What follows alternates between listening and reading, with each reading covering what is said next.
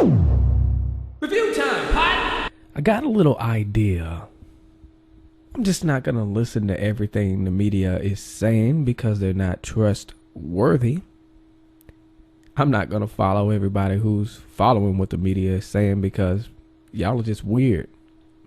Got a bad track record. So we're going to look at Bill Cosby, the man who tried to buy NBC twice. We're going to see something about him that we don't usually hear. And I know y'all like to say, oh, there's some Black Lives Matter stuff. Joker, I'm not affiliated with them. They ain't effective at what they do at all. And then you say, well, no, you all lives matter. No, I'm not with that either. So you can cut that bull crap out. I'm about restoring history, and we're about to do that now.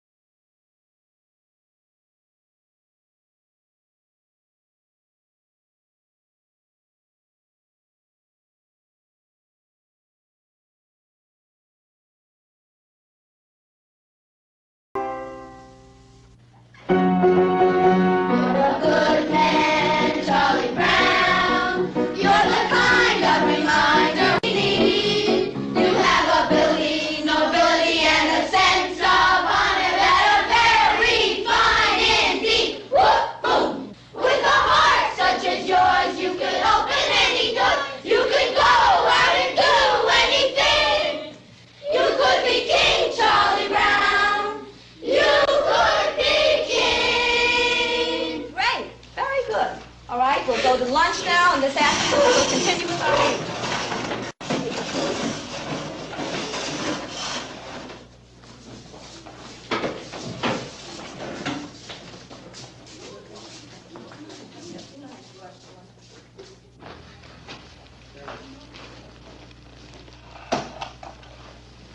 No, I could never fit in that.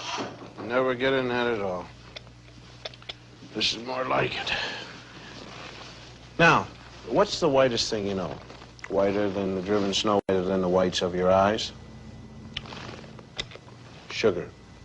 Non-integrated, non-black, sweet sugar. But you see, there is a black man in your sugar. His name is Norbert Rillier. Norbert Rillier in 1846 invented a vacuum pan, revolutionized the sugar refining industry. Now, you have to dig to find that fact. I mean, it's not much history, but it's still history. Now, what do you stand in? In your shoes. Now, there's just you and your shoes, isn't it? Nope. See, there's a black man standing in your Oxfords with you. Sharing your soul and your heel is a man, his name is Jan Ernst Metzelger. And in 1863, this is a drawing by the kids, Metzelger invented the machine that made mass-produced shoes possible. Now, you have to dig around for that fact, too. And again, it's not much history, but it's history.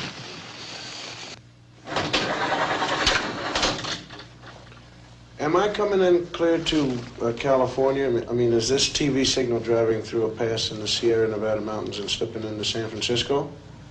Okay. Well, I want to thank you, Jim Beckworth. Jim Beckworth out of St. Louis, hunter, trapper, and honorary chief of the Crow tribe of Indians. We had trouble finding you, Jim. Though you helped open the West, you didn't make the books. Chicago, right here, where the Wrigley building is. Young fellow by the name of Jean-Baptiste de Sable. Jean-Baptiste, he founded you, Chicago, when he traded with the Indians. And of course, there it is right at that particular time. It was called Chicago, or Stinking Onion, by the Indians. And de Sable, he didn't even change the name at all. Now you take the Lewis and Clark expedition here, right in there. You'll find a black man named York helping to open the West. Those men are trying to wash the black out of York. That's what you might call historically significant, because a lot of people think we ought to wash white, but we ain't gonna, you see. Texas. Coming to you, Texas, right down the Chisholm Trail, right here. Right down there with 5,000 black cowboys who never made it to the Hollywood Western. Did you know that? Huh? In the same group, there was one black outlaw. His name was Deadwood Dick, who claimed his soul brothers were Bat Masterson, Billy the Kid, and Jesse James. Deadwood Dick used to ride into the saloon, order 2 drinks, one for himself and one for his horse. And here's his horse, drinking a shot of red-eye with straw. And how about the 186,000 blacks who fought on the Union side during the Civil War? 38,000 died. How about Teddy Roosevelt's charge up San Juan Hill? It wasn't just the Rough Riders who made it. 4 black regiments went right up with Teddy. They didn't get lost going up the hill. They got lost in the history books. How about the North Pole? Snow White? Well, the first man there was black, Matthew Henson. He spoke Eskimo. And he was Admiral Perry's navigator. And although he made it first to the pole, it never quite made it to the history books. And how about your heart? Can we get there? All right. Daniel Hale Williams first performed open heart surgery successfully. Now, this list could go on forever. Blacks who made it, blacks who made history, but who didn't get into the history text at all. And the strange thing is how little there is about us in the textbooks.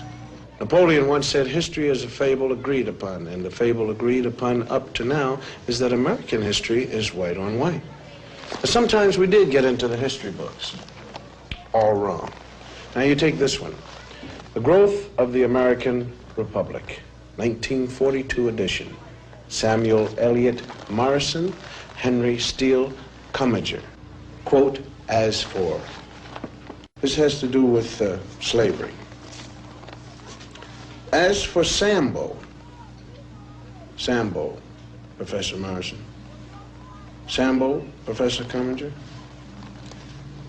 As for Sambo, whose wrongs moved the abolitionists to wrath and tears, there is some reason to believe that he suffered less than any other class in the South from its peculiar institution. Peculiar institution means slavery. Although brought to America by force, the incurably optimistic Negro soon became attached to the country and devoted to his white folks. Unquote. Those lines were written by 2 Pulitzer Prize-winning white Northern professors.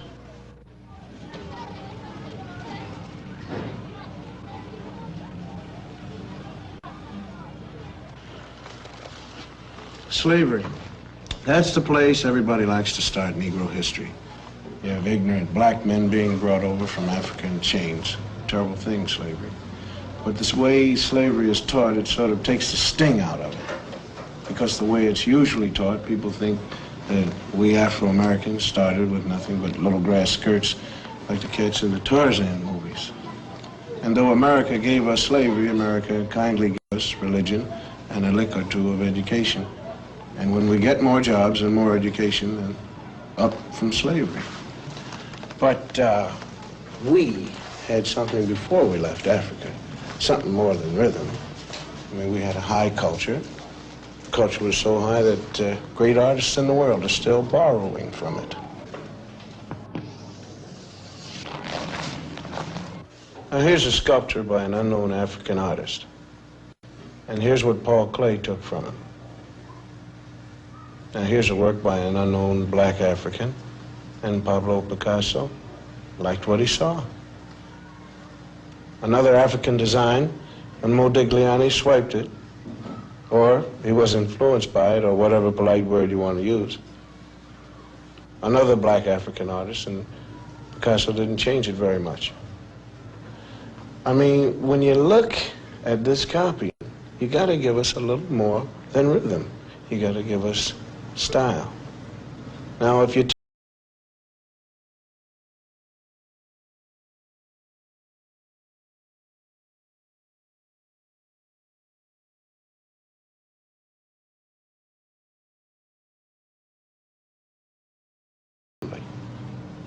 America invented the cruelest slavery in the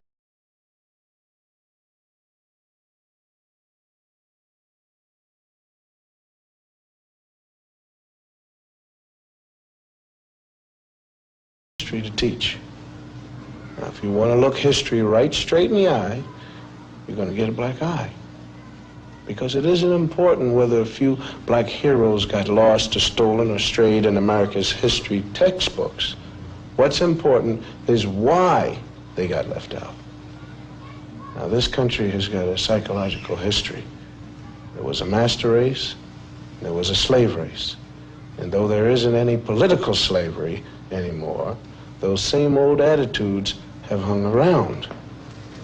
I mean, the burning part of Burn, Baby Burn is right here in this classroom. We want to thank Mrs. Lovely Billups and the whole gang here at the 4th grade for the brilliant and intelligent artwork that they've done here to make this whole broadcast sing. I want you guys to keep pretending that I'm not here. You're doing a great job, and just keep on drawing and reading and writing, doing what you have to do, because I'm going to talk about some other kids. Not you, Mary, John, and Bob. These are kids from other schools. Did you know in some states it used to be against the law to teach blacks to read or write? Nowadays we're getting these integrated schoolrooms, and most people think that if we get enough teaching and enough jobs, everything is going to take care of itself. But there is a scar of history running right through kids as young as these. It tears you up if you know how to look at drawings kids make, because kids shouldn't know much about history and anything about discrimination. I mean, nobody hates little black kids, but why do some of them cause so much trouble? And if you ask black and white children to draw themselves, or trees, or houses, some strange things happen. We asked some ordinary white kids from ordinary families to make some drawings for us. Like, well, let's call him John. John's white, and we asked him to draw himself. This is John. This is his house, and this is his tree. Then we asked a black kid, let's call him Ralph, to do the same thing. This is Ralph's drawing of himself. This is his tree. Now, why should two kids of the same age draw so differently? Enter the expert. This is Dr. Emmanuel Hammer, psychiatrist specializing in children's therapy. Well, let me illustrate it for you. Let's take these drawings. No matter what a child draws, he's really picturing himself. Ask a secure child to draw a tree, and he's likely to draw a bountiful, spreading tree. A black child drew this tree, cut off in its growth, stark, bare, ungratified. It works the same way with drawings of people. Normal children, average drawings. The mood is happy, the child feels capable, the drawings are complete, and the arms are developed to emphasize strength. These children were old enough to draw complete figures. The significant fact is what they left out: arms, hands. A child may sense that a situation in life is so powerless that he himself is equivalent to an armless man. My own study reveals that armless people appear 3 times more frequently in the drawings by black children than those by white. The faceless beings suggest that these youngsters not only feel themselves to be less than they might be, they don't even feel themselves to be. The black child who is forced to live in a hostile world may disappear in self-defense. He drifts through life feeling like a shadow. He stops caring, and he stops trying. A child who has this on his mind cannot be a child. A child who has this on his mind could want to burn down cities when he gets older. The whole confusion was summed up by a black 9-year-old in these 2 paintings. This is a 9-year-old boy draws a white man, Robin Hood maybe. And this is how the same boy draws himself. And this is the consequence of deformed history. Linda, close the curtains. Brian, lower the screen. Bonnie, lights, please. In the past 50 years, 33,000 feature films have been made in the United States, and about 6,000 of them have had parts for black actors. For the most part, the black portraits have been drawn by white writers, white producers, and white directors for a white audience. Most black parts were the way white Americans wanted them to be. The black male was consistently shown as nobody, nothing. He had no qualities that could be admired by any man, or more particularly, any woman. When the sun goes down, the tide goes down, the dark gather round and they all begin to shout, hey, hey, Uncle Doug is free to... White people didn't like to think much about them. Sort of like a relative you got in a rest home. I mean, happy darkies, dancing and singing was all they wanted to hear about. Being good Christians, the whites out front liked to think the blacks out back were kind of happy.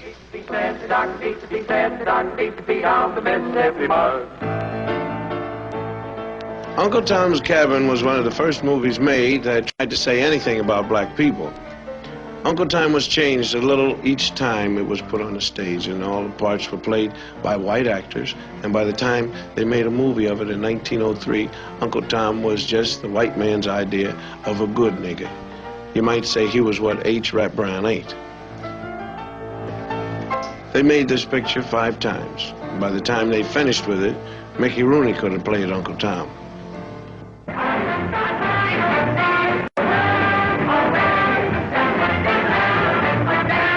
Minstrel shows started as the black man's entertainment for himself and the plantation owners. When they were filmed, though, they were done by a white cast. You figure that out. They were done as sort of a joke, and the black entertainer couldn't even get a job making fun of himself. The first really vicious anti-Negro film was called The Birth of a Nation, and it was a honey. And the second worst thing about it was that technically in 1918 it was the best movie that had ever been made. A cat named D.W. Griffith produced it, and he knew how. See? Birth of a Nation pretended to tell the story of the Civil War and what happened afterwards when the slaves were freed. White women couldn't walk on her own sidewalk, if you believe the picture.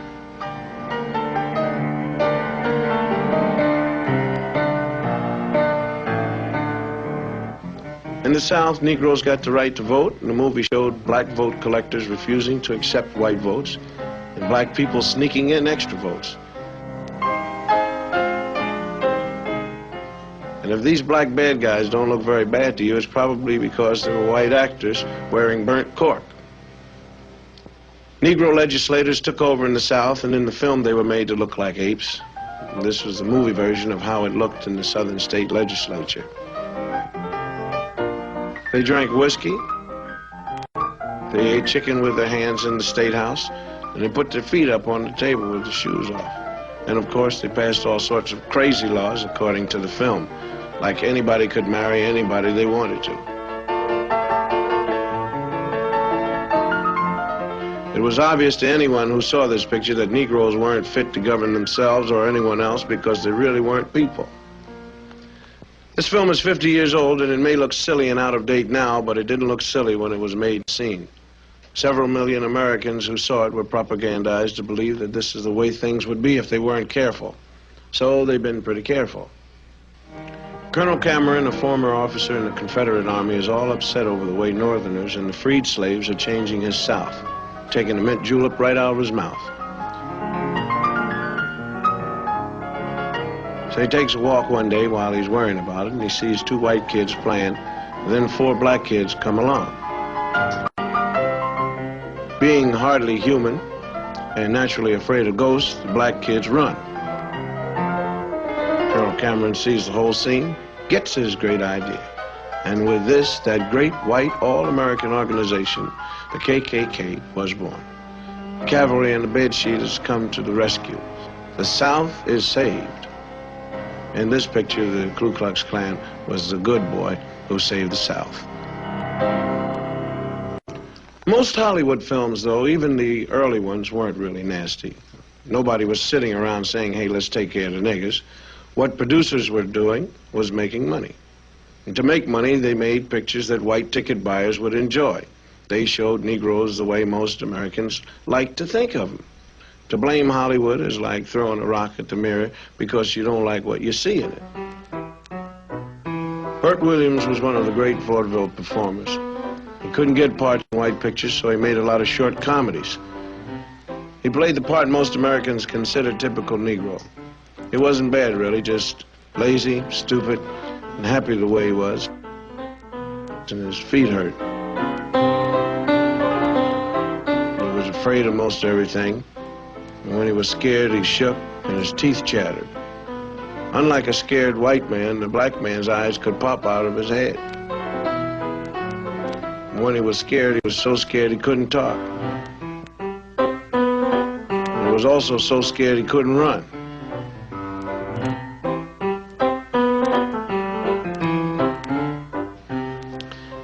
Black women, on the other hand, were steady and imperturbable.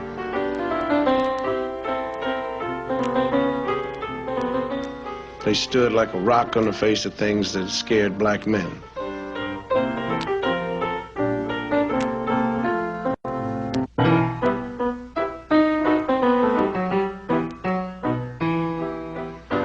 Another strange physical characteristic was when they were really very scared, the guys turned white. When you look back on these old films, the patterns come jumping out at you. The most consistent thing about them was the attack on the black man. He was never even given the privilege of being a man. He was a boy, as in, you know, here, boy. They had a lot of other great qualities besides being cowardly. For instance, they stole chickens. Who's in there? Who's in there? Ain't nobody in here but us chickens.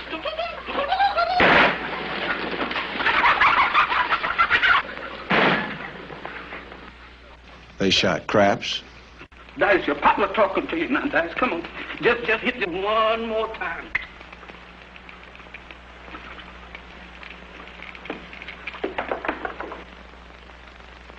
Ah.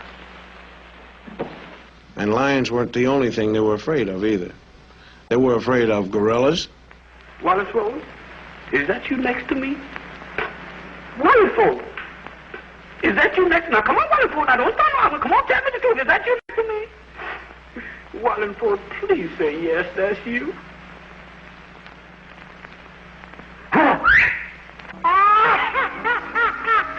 They were also afraid of ghosts and skeletons. Jeff? Is that you scratching my head? Jeff? Jeff! Now, come on, now, what are you looking at?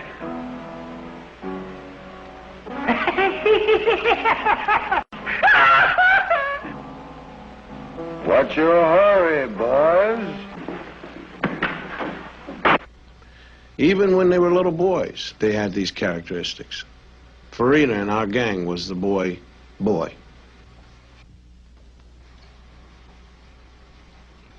The tradition of the lazy, stupid, crap-shooting, chicken-stealing idiot was popularized by an actor named Lincoln Theodore Monroe Andrew Perry. The cat made $2 million in 5 years in the middle 30s, and everyone who ever saw a movie laughed at Steppin' and Fetch It. Come out, wherever you is, wherever you be, wherever you do. Come out, wherever you am. How's the government looking for you? Where you going, stranger? You scare somebody stiff like that. I'm looking for hillbillies as you were. I ain't saying I am, I ain't saying I ain't. Well, that's close enough for me, because I'm tired of walking myself. The government told me I got to bring in a hillbilly, so you come go with me to Washington. I ain't a-going. That's the color of another horse. Well, I tell you, you don't go for me.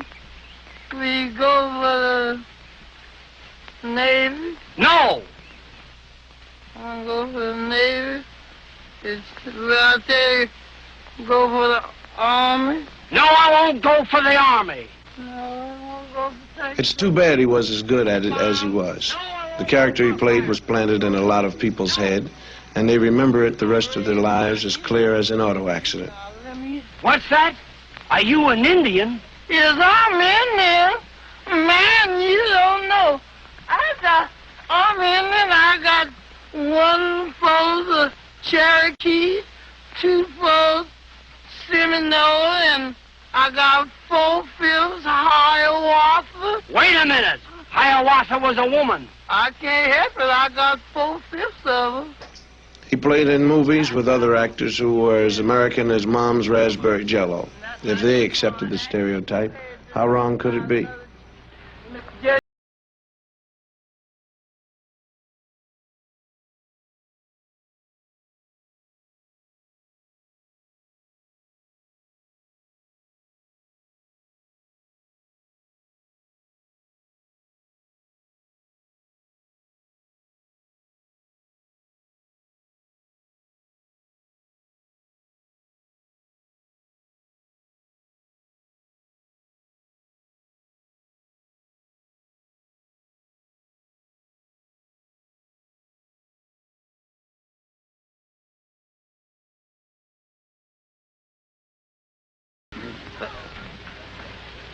I asked him the way.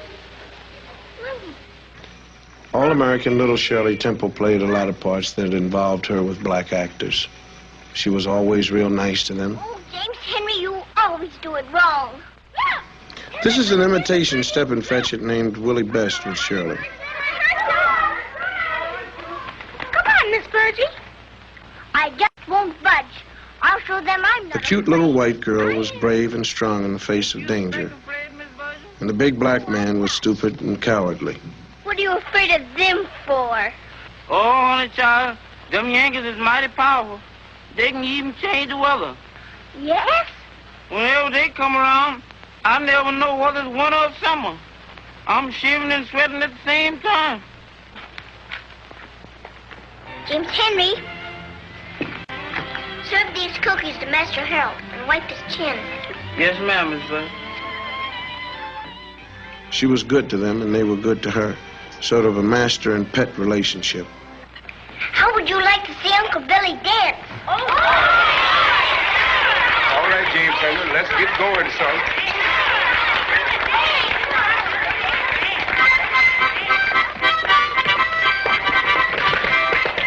This is Bill Bojangles Robinson, one of the great ones. But if he wanted to work and dance, he had to come into a picture through the servants' entrance.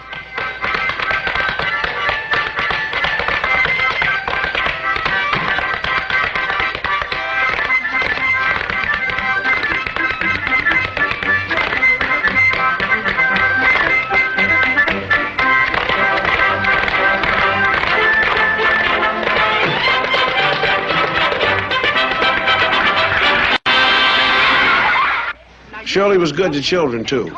They loved their little mistress, and she treated them real good. Hello, Sally Ann. Just like they were equals. Go on now, Sally Ann. Miss Virgie, please, ma'am.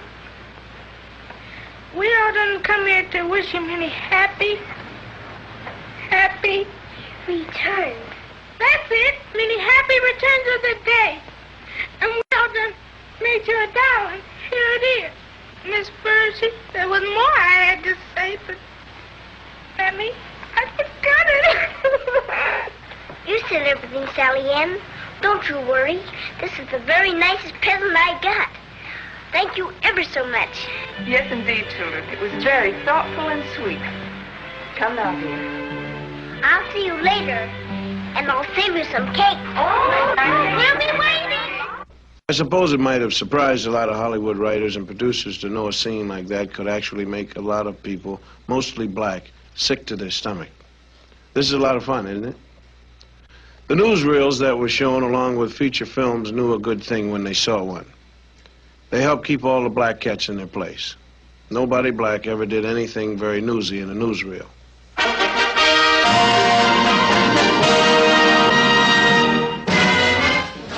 They did things like eat watermelon in watermelon eating contests.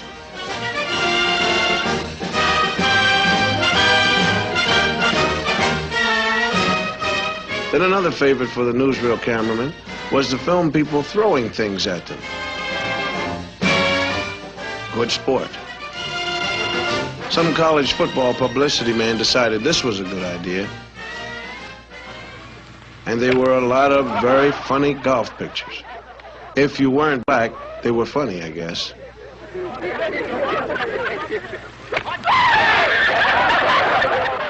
down. Just right out of your mouth. Don't miss, boss, don't miss. Well, you keep still, see? Otherwise, you'll have flour in your room and you won't smell them. Oh, boy. Oh, wait. Everything suggested the black man was nothing.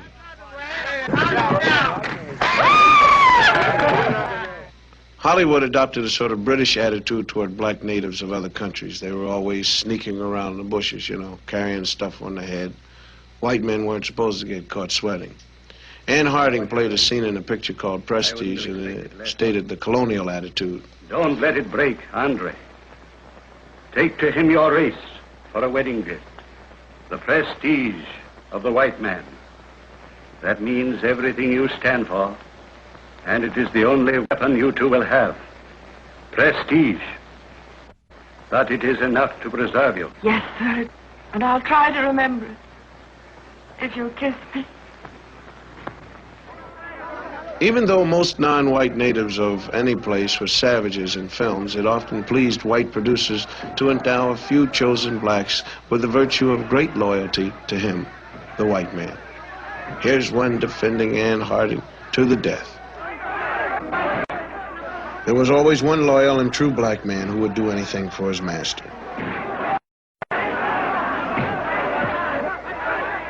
Some of them were wonderful people. You know, if you really get a good one. Mostly, though, Negroes were not heroes. They were a bit part servants, railroad porters. Watch your steps. Watch your steps, sir. Now, this is your destination, folks. They made very good chauffeurs. Looked good in their caps. Good morning, Colonel, sir. And they were great at serving all kinds of drinks. That cough of yours stays with you like poor relation. What's that you got there, Libby? Your sassafras tea. Wherever there was a thirsty master, there were they also.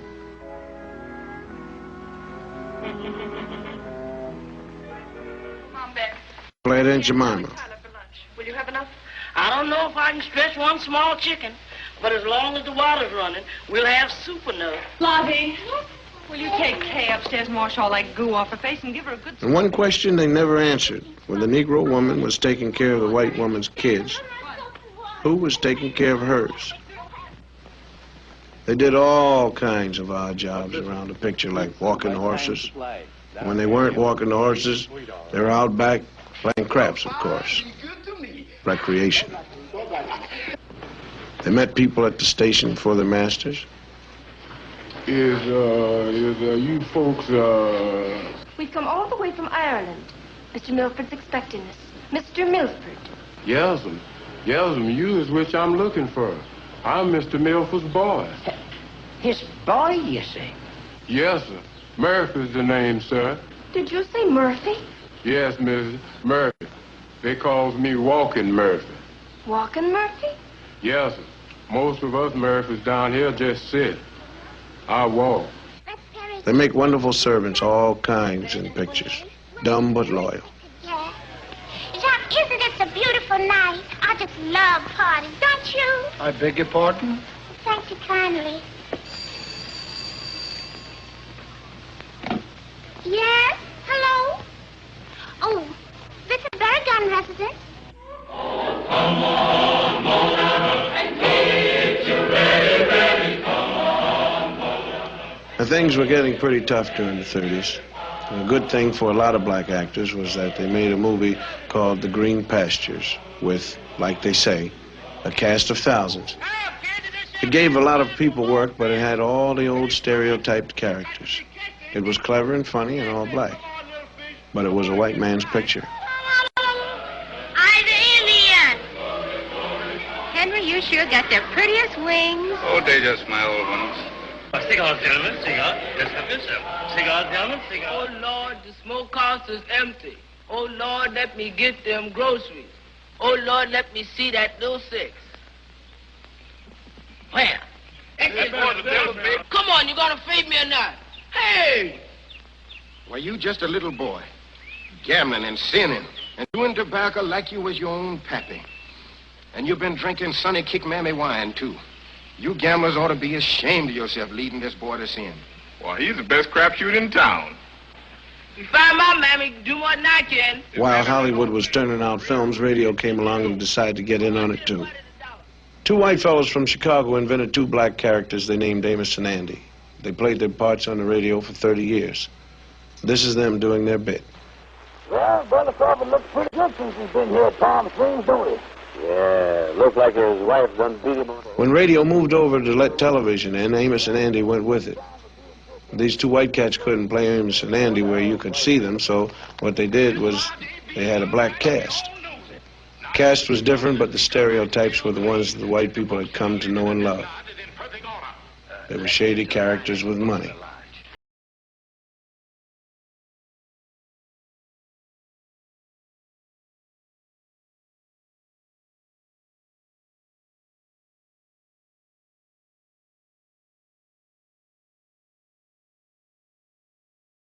They were still slow and lazy. Are you sure they are not here? Oh, yes, they told me so themselves. Have them report to our office right away. I sure tell them, all right. I got to see. They had trouble with the English language, misused words a lot.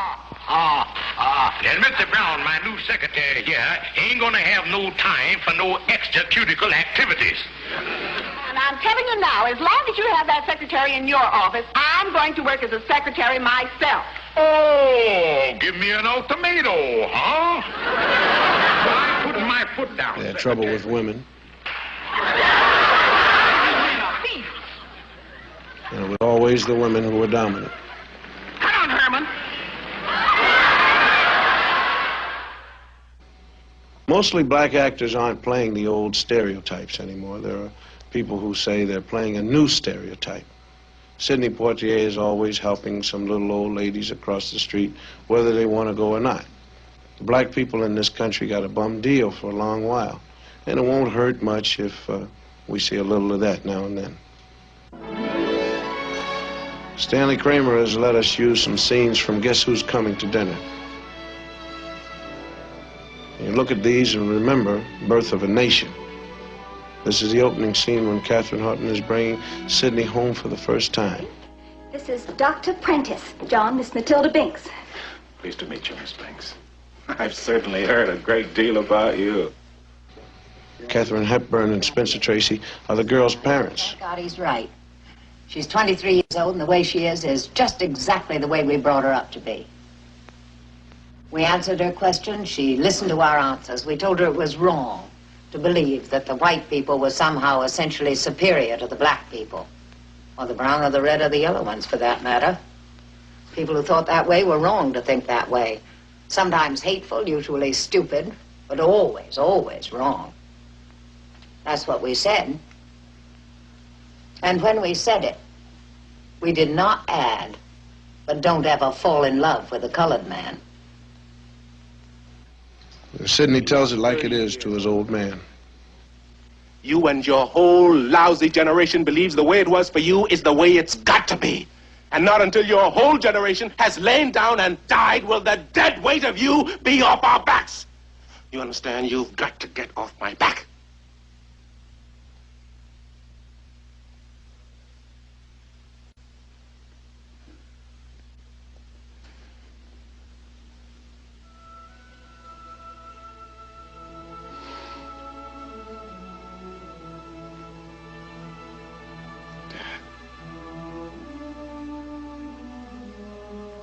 Dad, you're my father. I'm your son. I love you. I always have, and I always will. But you think of yourself as a colored man. I think of myself as a man.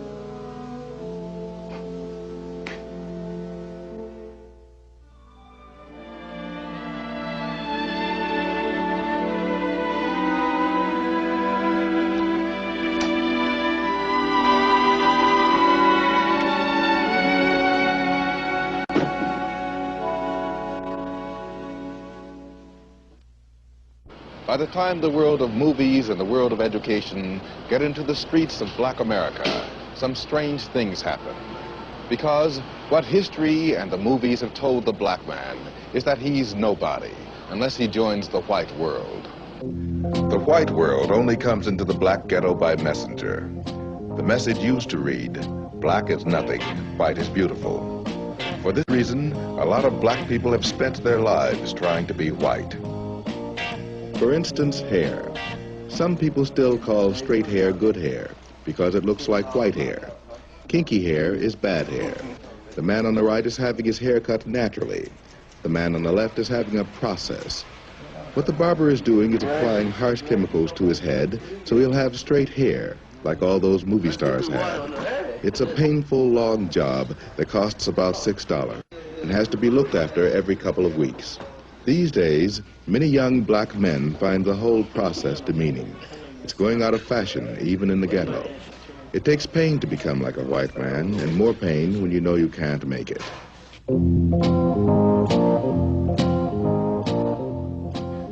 For a while, it seemed to the black community that the way to escape was to get as rich as possible and look as white as possible.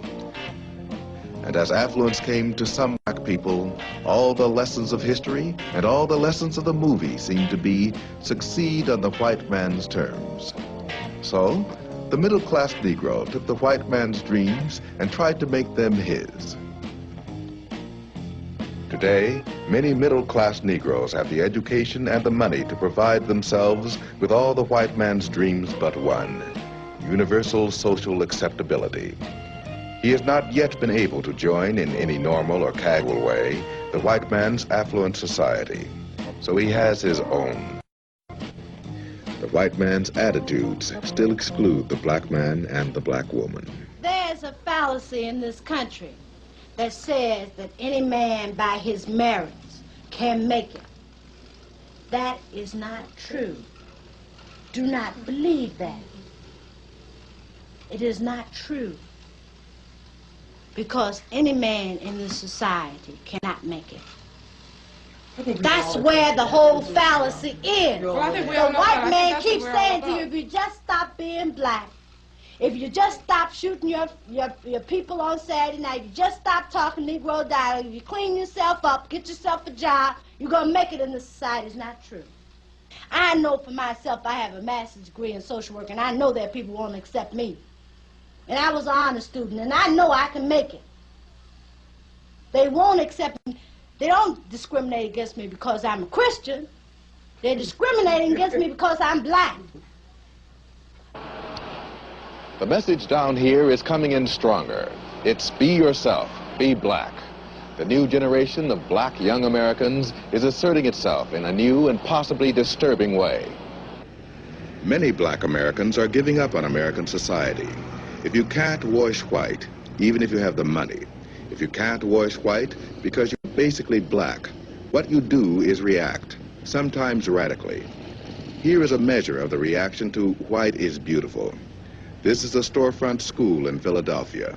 The children are being given a black preparation before they enter the city's schools.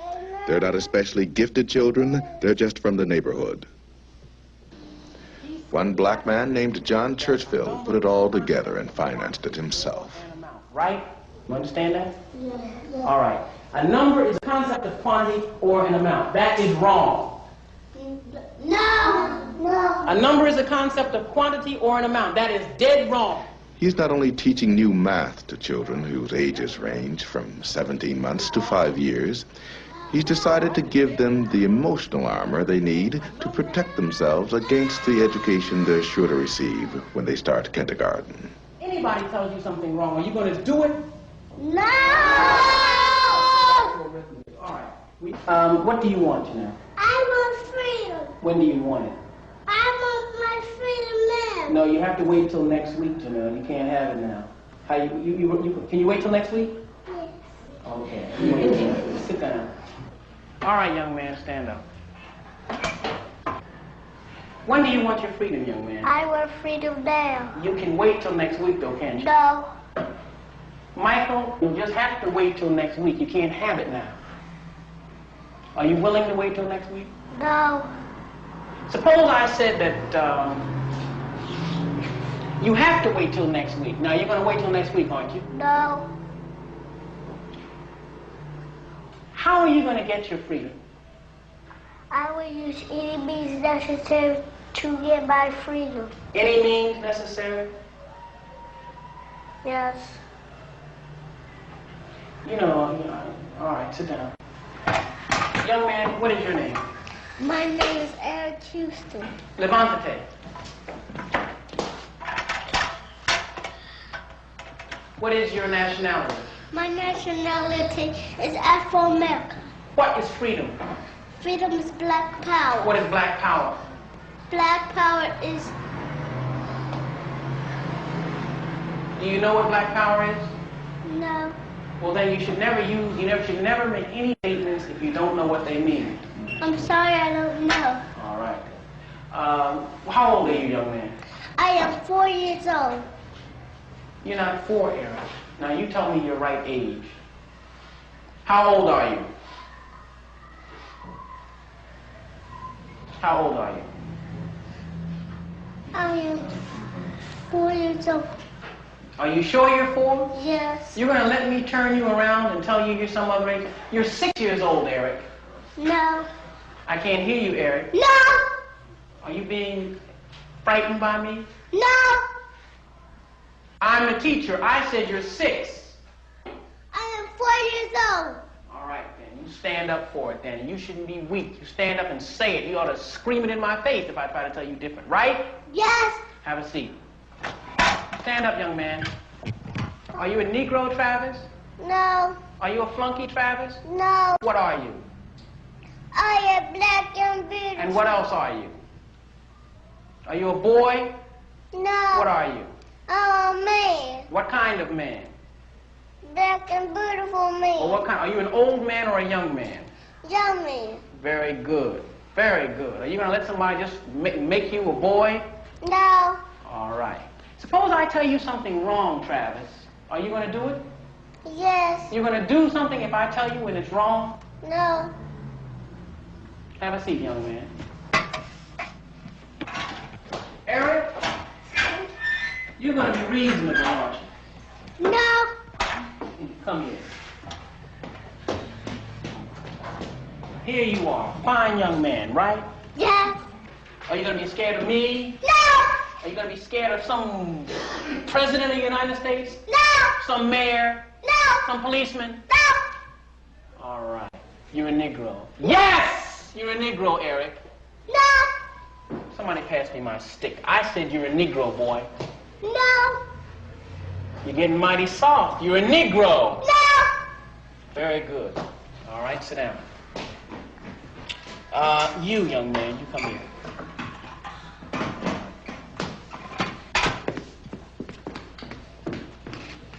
Your nationality is American Negro. Yes. No. Your nation... Now look, don't play with me.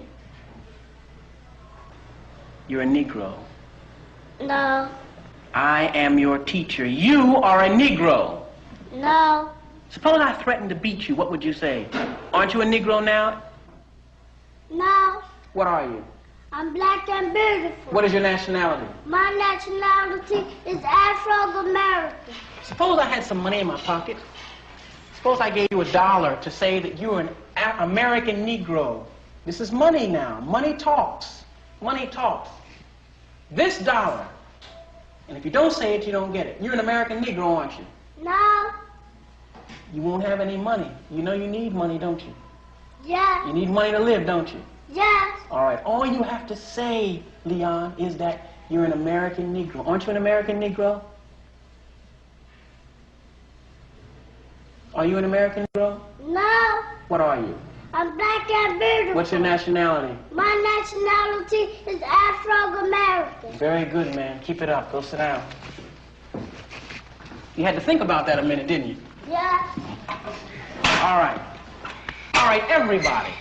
What is your nationality? My nationality is Afro-American. Good. All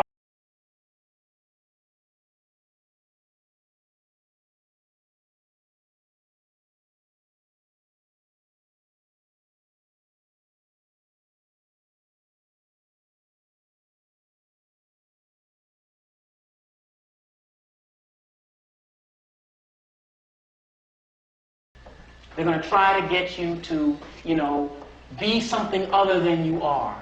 They're going to try to make it seem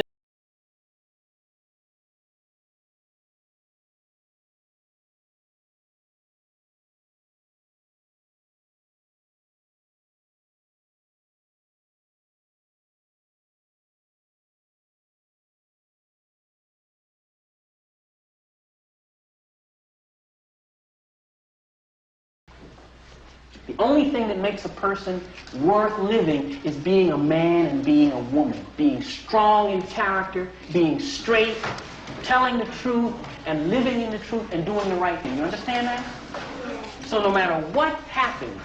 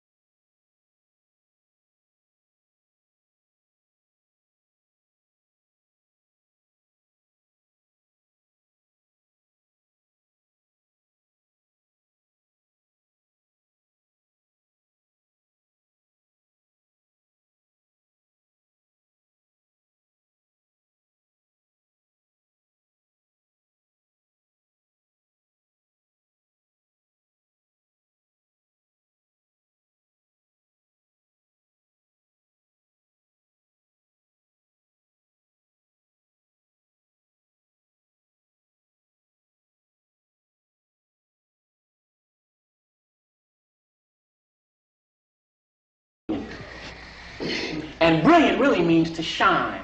And all of you will shine. All of you are really going to be brilliant. Good enough. All right. How does everybody feel now? You ready to get ready for lunch? Yeah! Who's hungry? Well, it's kind of like brainwashing. Or is it? I mean, can you blame us for overcompensating? I mean, when you take the way black history got lost, stolen, or strayed, when you think about the kids drawing themselves without faces, and when you remember the fine actors who had to play baboons to make a buck, I guess you got to give us a sin of pride. Pride. Hubris in the original Greek. It's 300 years we've been in this American melting pot, and we haven't been able to melt in yet. And that's a long wait. Listen, we've been trying all kinds of parts to make the American scene. We've been trying to play it straight and white, but it's been just bit parts. Now, from now on, we're going to play it black and American, because we're proud of both. Hubris. I'm Bill Cosby, and you take care of yourself.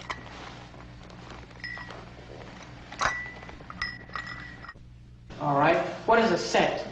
A set is a collection of objects. What is a subset? A subset is part of a set. What is a member? A member is one unit of a set. What, in terms of set comparison, does larger mean? Everybody together. I'm going to ask you all the questions. Let's see if you can do it. All right? What is arithmetic? Arithmetic is not a number. What is a number? A member is one unit of a set. What is, in terms of set comparison, what does larger mean? Larger means a set that has more members in it. In terms of set comparison, what does smaller mean? Smaller means a set that has less members in it. All right. All right, now quickly, look up on the board, relax, but think very quickly, you understand? Yes. All right, in terms of set comparison, we want to compare two sets, and I want you to tell me which is larger. Redsilverj, all I gotta say.